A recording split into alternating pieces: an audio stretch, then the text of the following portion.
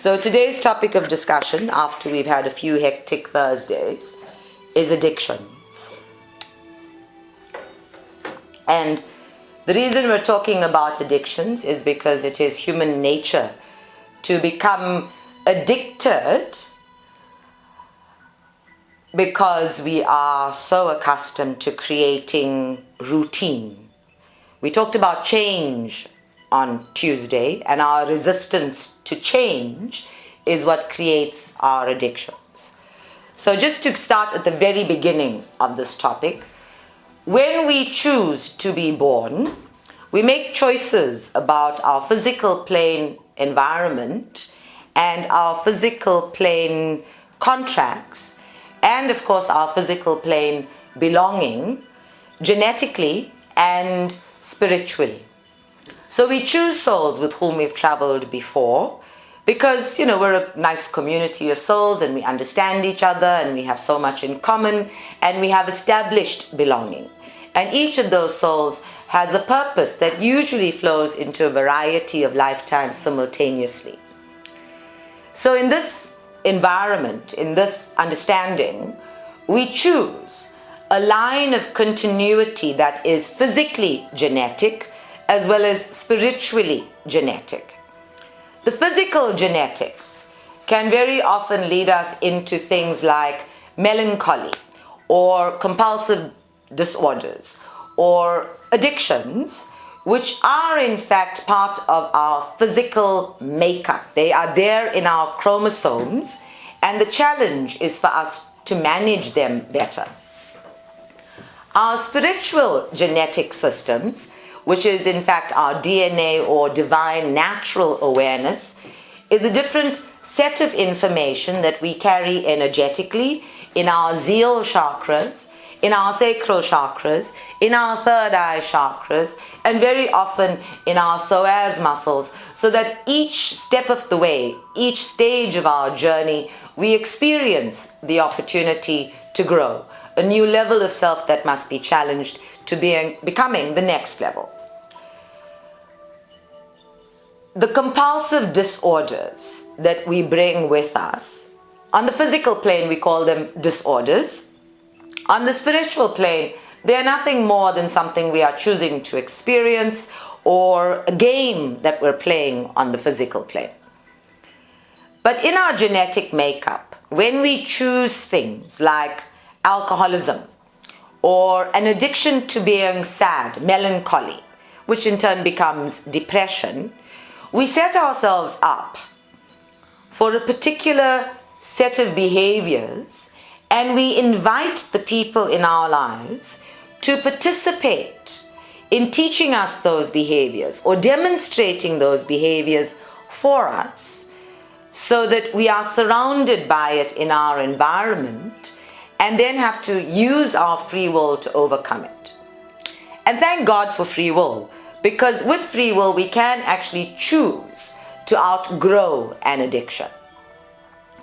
When we say addictions, most people tune into physical plane addictions because we tend to over-identify with the physical body. So we think about addictions to substances, and we call it substance abuse. So people are addicted to mind-altering drugs, or they're addicted to alcohol, or they're addicted to their medication. Sometimes they're just addicted to behaviors like gambling. When we forget that in our makeup, our physical bodies are in fact pharmacies, chemists, and they're constantly creating these emotional reactions or chemical reactions in our bodies, and that we are in fact born with the tendency to be addicted to those inner chemicals more so than the substances that are available outside of us. And that it is in fact very often the inner addiction that leads to the outer addiction. So in my years here at the center, I have met people, never mind been somebody, who is addicted to anger or addicted to fear. And when I say these things, people get upset because why would anybody choose to be addicted to anger or to fear? And the fact is that the nature of an addiction is that we don't make a choice to become addicted to something. The nature of an addiction is that it comes from our unmindfulness. It comes from our lack of free will or the use of that free will. It comes from this lack of what we call willpower, and more often than not, the craving, the desire, the need, the yearning is stronger than our desire for self-preservation. In fact, some people go so far as to claim that their addictions are a method of self-preservation. So the nature of an addiction is that it is overpowering and disempowering. And it is only with the use of free will that we can empower ourselves to move beyond it. And therein lies another addiction, because there are people who are addicted to power. There are people who are addicted to other people. There are people who are addicted to attention. There are even people like me who are addicted to time out from the world, to being with themselves and being alone. Almost any consistent and constant behavior over which you have no management may be regarded as an addiction.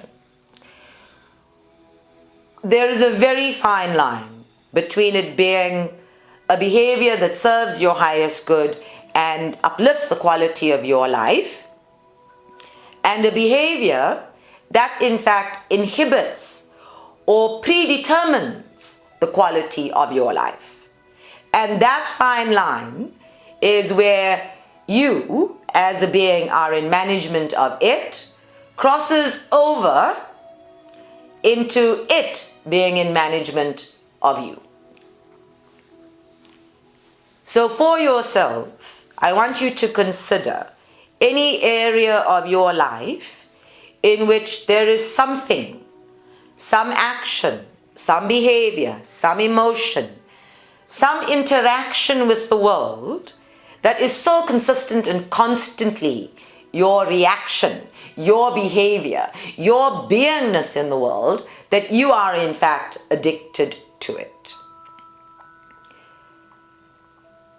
Some people are addicted to travel, to the extent that if they don't go anywhere, they get all restless and they call it itchy feet and they get in a bad mood. And if they have no plans, if they don't know when they're going to do this again, then they become very difficult to live with. And if you say you're addicted to travel, of course they get into denial about it, because how can one possibly put something as uplifting and wonderful as travel with the word addiction? It sounds like an oxymoron of note, but it isn't. It's when the desire to do something makes you less than yourself and makes you less manageable within yourself that you are in fact addicted.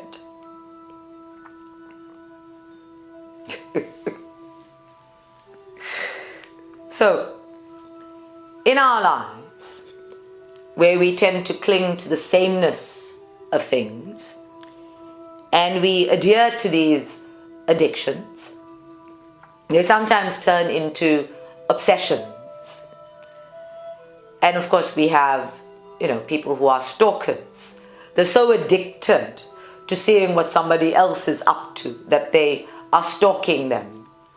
They are so addicted to one particular person that they need to keep that person in their sights all along, and so they're stalking them on their mobile phones or Google Earth, and that was a new one for me. But they're stalking people and they're looking them up and they're Googling them all the time and finding out everything that they possibly can about them. And then of course we've had serious cases of stalking in terms of celebrities, to the extent that people have lived illusionary lives with those celebrities and even become criminal about it. The nature of the human brain, because it cannot discern the difference between what is real and what is unreal, is that it can take any one system of thought to the extremes and be addicted or obsessive. Now, we all know about obsessive compulsive disorders because we've all, at some point in our lives, wanted control over our lives. We wanted to feel like we were in charge of ourselves. And usually, for most people, it is a learning curve. It is a stage at which we are learning to manage ourselves, and in becoming ourselves, we learn that we are unable to control everything around us, that we can't even control ourselves. Most human beings don't grow up until they're about 65, so it takes us until that stage of our lives to learn that we actually don't have control over anything, and to come to a deep and abiding realization that control is in itself an illusion.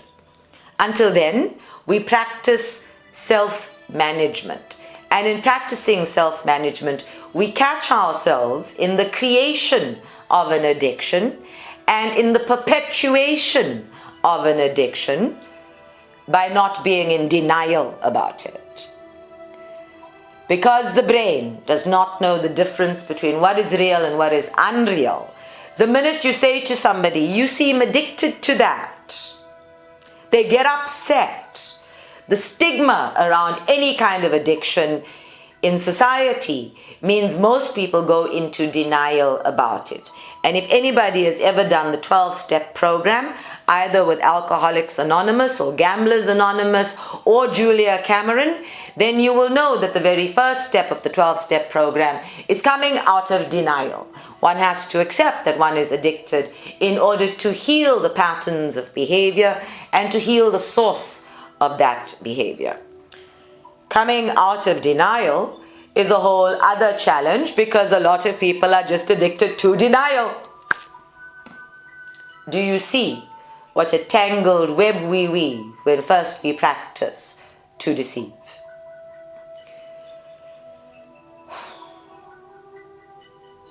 The very nature of any addiction is that it ties us up in knots, inside and outside.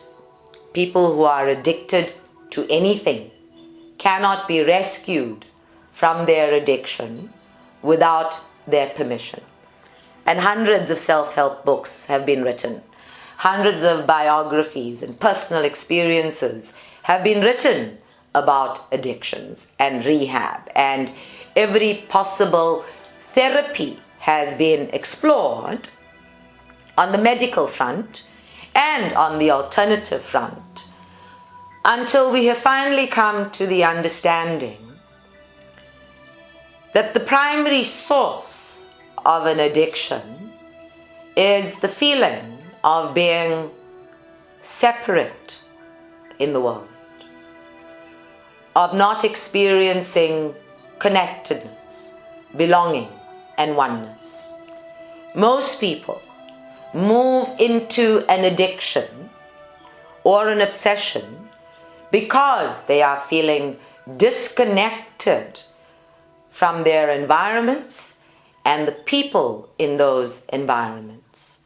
And that disconnection leads to a loneliness within them that is deeper than the general loneliness that we feel as human beings who need interaction in our daily lives to experience ourselves. This deeper sense of aloneness and separation in the world leads to us replacing human interaction with behaviors that provide a temporary solace, a temporary comfort, a temporary escape even. And because it is temporary, it needs to be repetitive. Because it is temporary and needs to be repetitive, we grow accustomed to the temporary high, and like anything, we need to increase the dosage in order to maintain the high. And so we get more and more addicted to the behavior, more and more addicted to the comfort, and more addicted to the substance or the reaction or the internal chemical composition required. And of course, all addictions turn into a self-fulfilling prophecy, because addictions by their very nature separate us even further from ourselves and each other.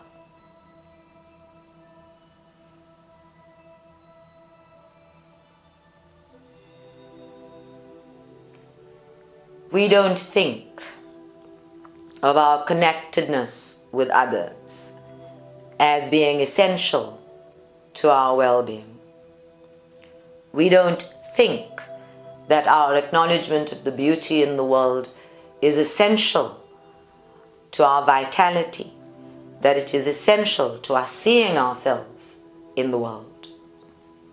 But if we did, if we got up on purpose every day to consciously connect with others, to consciously connect with the universe around us, to consciously experience ourselves as being part of something so magnificent and so beautiful and so amazingly vast, then perhaps we would be less likely to create these repetitive patterns and chemical compositions that lead us to addictions. Perhaps we would be less likely to try to replace human interaction with substances and houses and money and cars. Perhaps we would be smaller consumers and more qualitatively based consumers, instead of seeking always for that something to meet that inner yearning. The act of prayer, the act of meditation, the act of joining others in a group for prayer and meditation has always been a time-honored way of connecting to others. Religion has used this need for connection and this need for belonging so well. My objection to it is that very often it is driven by fear. But where people have joined a religion and practice it with some sincerity, they are able to meet congregations and to gather and feel their belonging in churches and temples and mosques and shuls all over the world, in what we call satsang, an act of prayer and harmonizing with each other that establishes that we are in fact connected. In the modern world, we tend to be more disconnected from each other as we seek to be connected via technology. So you can have the whole world at your fingertips with Google and be completely and utterly alone. And one of the reasons I avoid crowds is because in a crowd I see so many essentially lonely people who are unable to connect to everybody else in the crowd and establish their belonging. So many of our ego behaviors disconnect us from each other. They put us into competition and comparison with each other, and they break down our integration. They break down our connectedness. They feed the notion that we are born into these bodies and therefore we are separate from each other. And they break down our faith in each other. And so we have become a society of addicts. We have become a society that needs more and more and more and consumes more and more and more in order to find something that satisfies us. And even then, we become addicted to dissatisfaction. The addiction to dissatisfaction is part of the foundation of poverty consciousness, because that addiction ensures that nothing is enough. That even if we have everything, and even when we are becoming everything, it is not enough. There is no understanding of enough. There is no criteria for enough. And self is always judging self as being less than is possible. Potential becomes a weapon that we use against ourselves. And perfection, which does not exist and is even bigger an illusion than control, becomes the yardstick for our existence. And so we are consistently and constantly caught up in a cycle of judgment and dissatisfaction. And therein lies no acceptance of anything, of self or others, or what the universe has to offer. That appears to me to be a mass consciousness addiction. And the sorrow of it is that in our dissatisfaction, we create more systems of separation.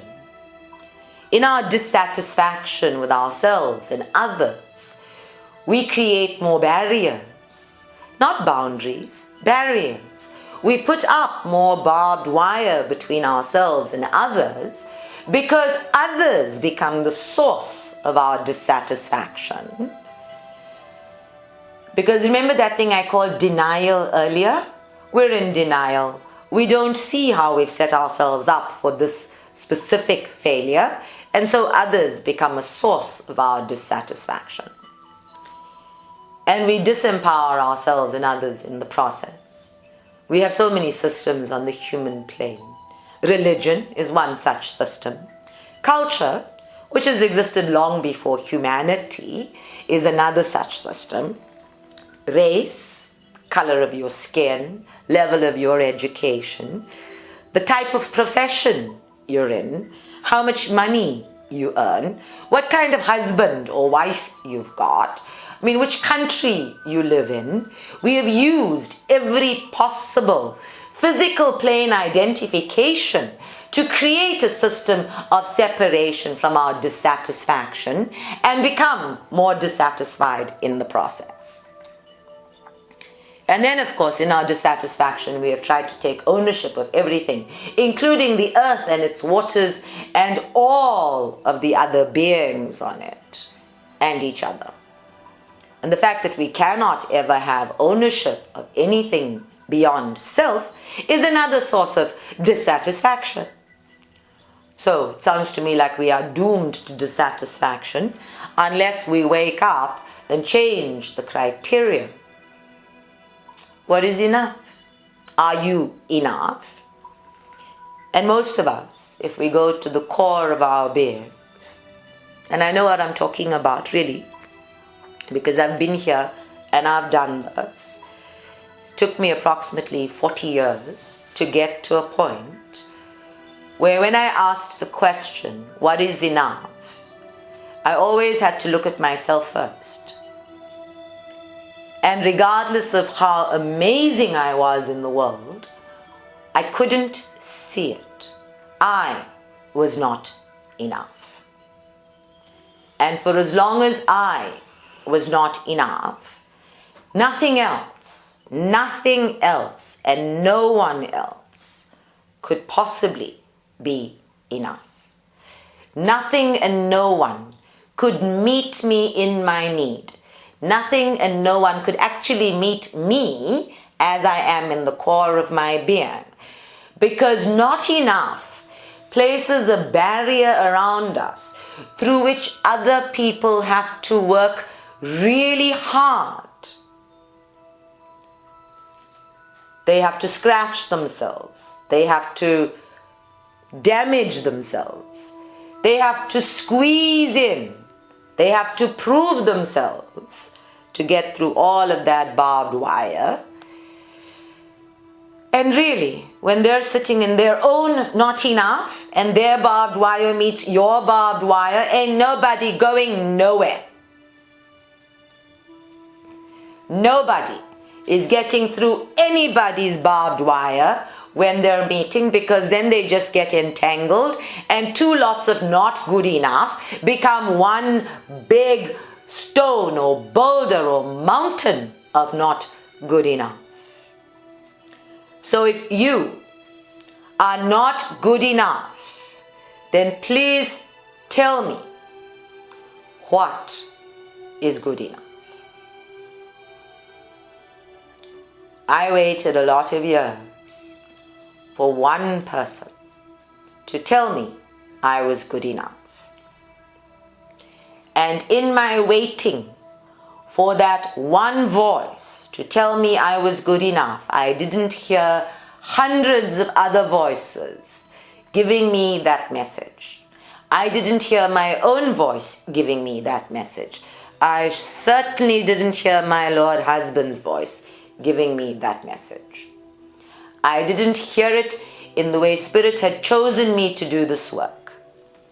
I didn't hear it in my dog's voice or in my child's voice. I didn't hear it in the voices of the people who truly loved me, because I was waiting for that one voice to say it. And I have to tell you people, when that one voice finally got round to saying it, it was meaningless. I could have slapped myself upside the head more times than anybody else, because it was so utterly meaningless. It made no difference whatsoever.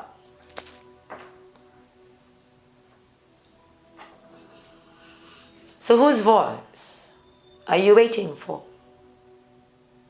If everybody else's voice, in their opinions and their judgments of you, have told you that you are not good enough and you are now addicted to being not good enough, whose voice is going to shift you from this shit? Really? Whose voice? Mine? Hell no. My voice inside of you is never going to be louder than all of those other voices that you have gathered unto yourself as a criteria for self-judgment. All of those other voices that are louder than your own are going to be louder than mine. They're going to be louder than God's. And they are going to feed into your dissatisfaction with any one area of your life. You are going to hear somebody else's voice judging your relationship and judging you and judging your job and judging your shoes and judging your hair and judging all of these minuscule things that over-identify you with the physical plane and keep you stuck in a system that is not true. So after all that talking, the one thing you might have gathered by now is that we are addicted to bullshit. We are addicted to that which is not true. We are addicted to a chemical reaction that is so fleeting, that it comes and goes so quickly. And yet, because it is so repetitive, it damages us. It determines us. It keeps us stuck in a space and we can't get past that emotion. And that's why we had to talk last week about why are people vindictive? Because they can't get past that emotion. And in fact, we create these chemical reactions in such a way, this overabundance of chemicals that keeps us poverty conscious, so that our bodies can't create the stuff that actually uplifts us into abundance consciousness. We are so addicted to the bullshit. And the bullshit is this control. The bullshit is this notion that you have to be good enough for anything. The bullshit is this illusion of over-identification with the physical plane. Never mind that old other story about having to survive it and everything else. The fact is that it is all temporary. It is only what you think you see. And it's so unreal. It is so unreal that if you closed your eyes and let the whole world dissipate, you would very likely have nothing more than utter blankness in your mind. There would be nothing there.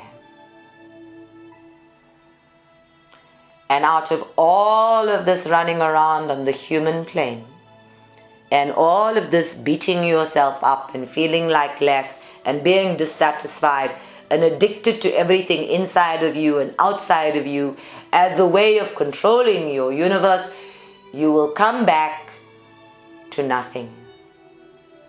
Now, I like nothing. My guides have taught me to lose, to lose this and to lose that and lose something else in order to come into a space of nothing, because in a space of nothing there is only you. And in a space of nothing there is only yourself to value. Only you can keep yourself stable. Only you can perceive the universe around you in the space of nothing.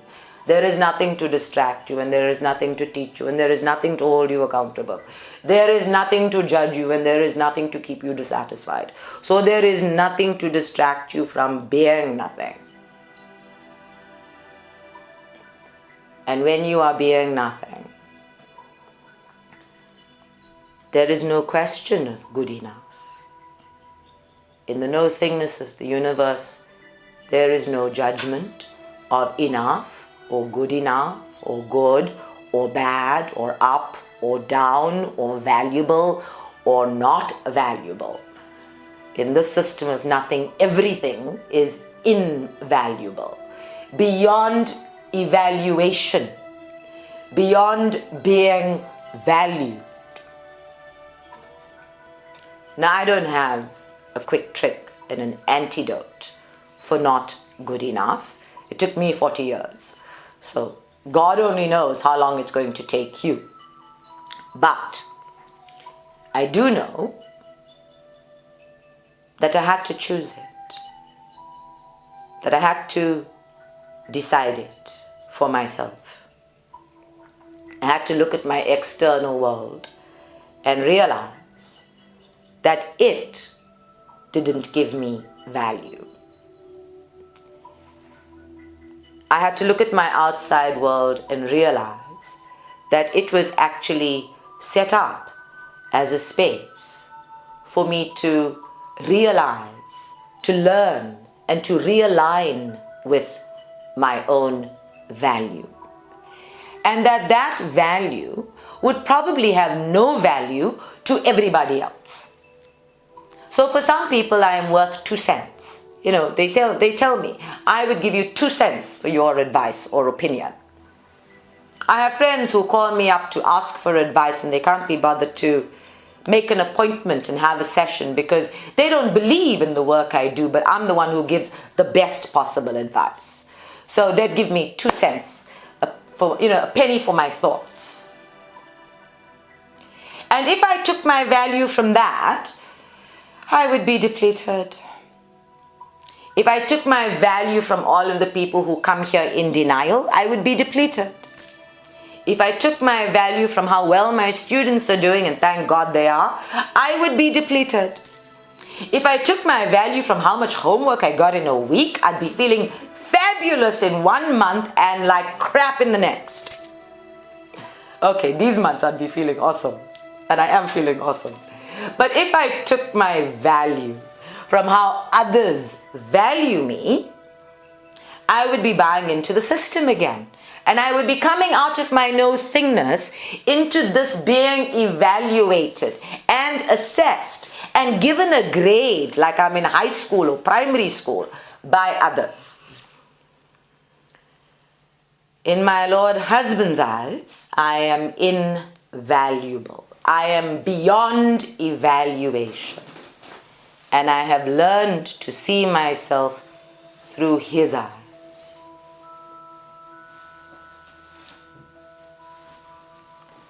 Now, this is not a blessing available only to me. It is a blessing available to everybody, because even as God sees you, you may return the favor and see God. When you look in the mirror, you should be able to see an act of God, an aspect of God, a becoming of God, present and available. But if you're looking in the mirror seeing how you are not good enough, then you are never going to see God. You have to choose it.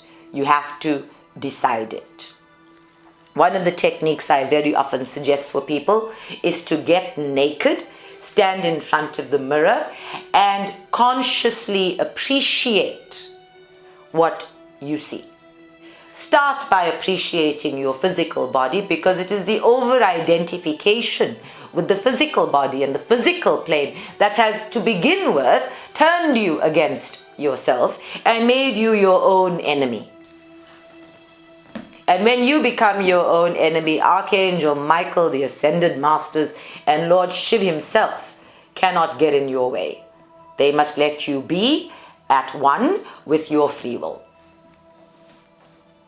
So you have to get naked, look at arch enemy number 1 in the mirror, and get busy appreciating that you have this body, that it is a space for your soul to experience, and that it is not anybody's business other than your own.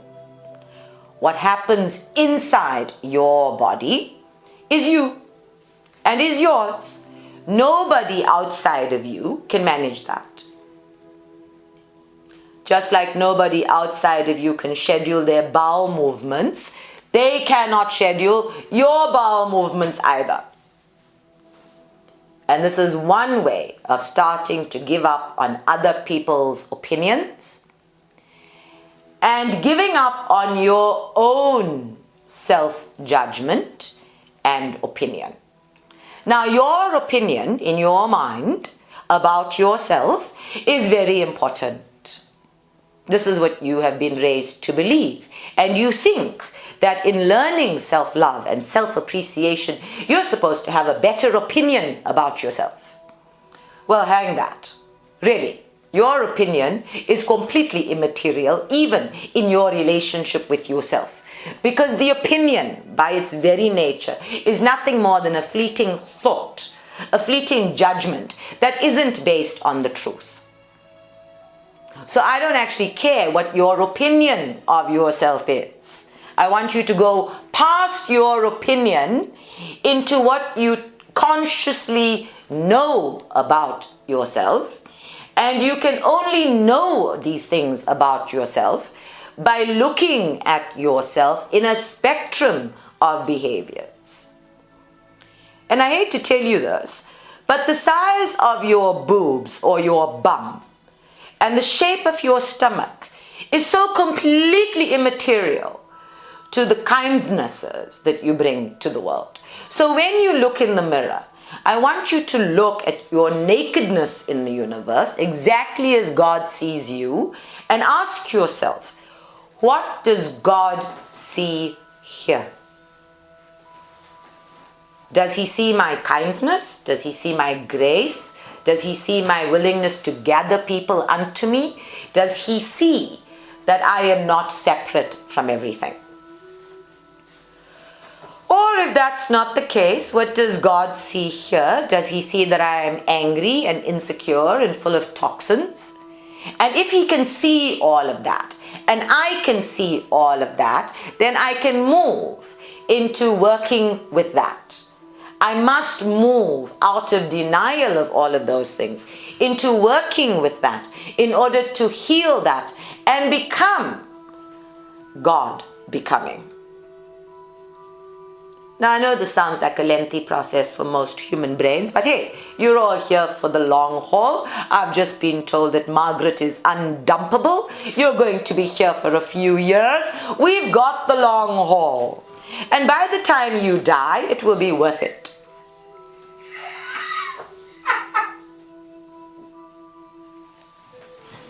More importantly, when you start living what God sees in you and start working with what God sees in you, when you start seeing yourself through God's eyes, you feel connected.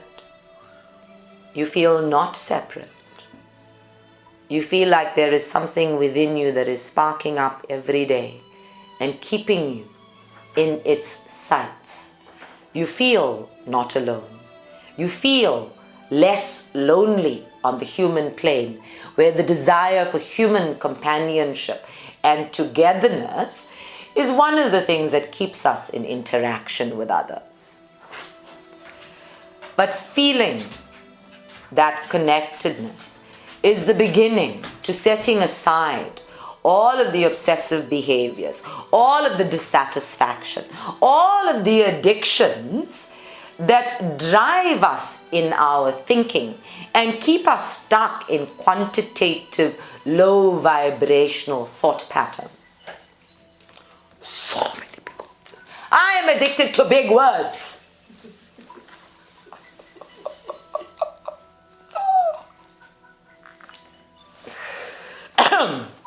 I must be addicted to big words. I know so many of them and I use so many of them on a regular basis.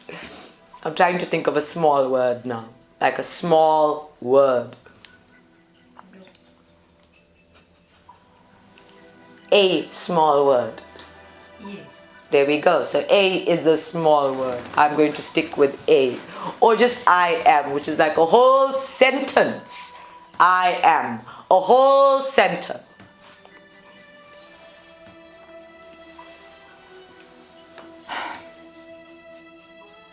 When I talk to my guides about why our interactions as human beings with each other encourage addictions, because I look at families and I see how a genetic predisposition here leads to a range of behaviors, and that those same behaviors show up in every generation. Sometimes it's really weird things, like this woman married one man and had 2 children and then divorced him and had a set of twins with another person and gave them up for adoption and then married a 3rd person. And then I see this woman's daughters doing exactly the same thing. And then I see the granddaughters doing exactly the same thing. And there's this perpetuity, continuity of behaviors to keep us eternally dissatisfied. So I ask about this. Why do we do this? Why do we set up human interactions this way? And my guides always just laugh at me. They say, you're the one who teaches sacred contracts. You know that we need repetitive cycles of behavior in order to truly outgrow something. And most of the time, when you are outgrowing something in your consciousness, you are supporting outgrowing something in a communal consciousness and in a mass consciousness. You are outgrowing something in your divine natural awareness. And you are even outgrowing something at a chromosomal level in your physical DNA. So every person who engages with the spiritual pathway and does this work has the capacity to clear something out, and we've talked about this before, so it's no surprise, to clear something out of the physical DNA of generations that come before you and after you, because in the now moment there is no past and future. All those generations, multidimensionally and holistically, are available in the now moment. So even as I clean up my DNA here in this now moment, I am affecting my daughters and my mothers. And if I had sons, it would be sons too, just clarifying that. I cannot change my husband's DNA because I am not part of his genetic chromosomal build-up. And if I were, we would be in an incestuous relationship. I can, however, clean up his divine natural awareness. So the spiritual genetics, which we started this conversation with, because we are a community. We are a community of souls who travel together and therefore have a community consciousness. Like a closed corporation, no, Sisi? We have a community consciousness that I, in healing myself, can clean up there. And all of the behaviors, all of the genetic flow that we resonate with, that allows for us to meet each other in such great discomfort, can be healed. So do it for yourself, and do it for your communities, and do it for your dog as well, because of course they're part of your communal flow. Thank you, just forgot about that for a moment. And then you do it for the mass consciousness, and of course you do it for that becoming God self, because your highest self is cringing at all of these addictions. Your highest self is going, are we doing that again? Really? Again and again and again and again. No, never mind. Nobody's higher self sounds as frustrated as that. It says again, but it doesn't sound frustrated or angry or any of those things, because higher selves are unconditionally loving and accepting of our limited selves on the human plane. Shall we do that? And because it is Women's Day, whatever that means, in South Africa, we are working with Sacred Divine Feminine as always, and I can feel Shakti coming and going. So we're going to work with our yin energy in order to recreate some of our DNA or divine natural awareness tendencies and flow on the physical plane. Let us meditate.